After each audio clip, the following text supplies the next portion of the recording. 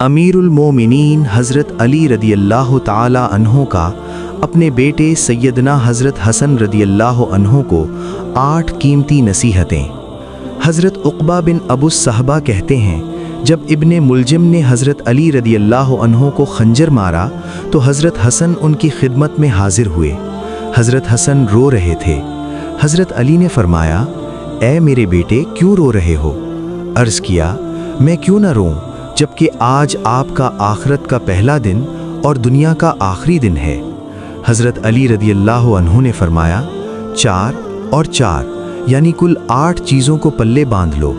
इन 8 चीज़ों को तुम इख्तियार करोगे तो फिर तुम्हारा कोई अमल तुम्हें नुकसान नहीं पहुंचा सकेगा।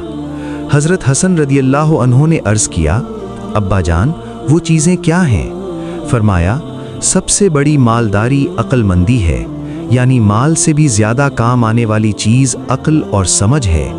और सबसे बड़ी फ़कीरी हमाकत और बेवकूफ़ी है। सबसे ज़्यादा वहशत की चीज़ और सबसे बड़ी तन्हाई उज्ब और ख़ुद पसंदी है।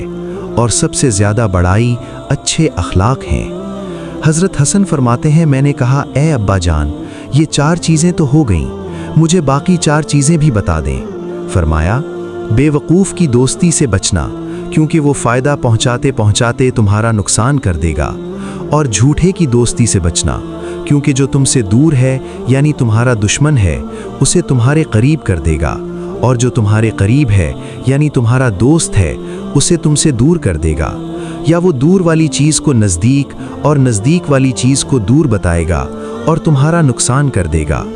और कंजूस की दोस्ती से भी बचना, क्योंकि जब तुम्हें उसकी सख्त ज़रूरत होगी वो उस वक्त तुमसे दूर हो जाएगा। और बदकार की दोस्ती से भी बचना, क्योंकि वो तुम्हें मामूली सी चीज़ के बदले में बेच देगा।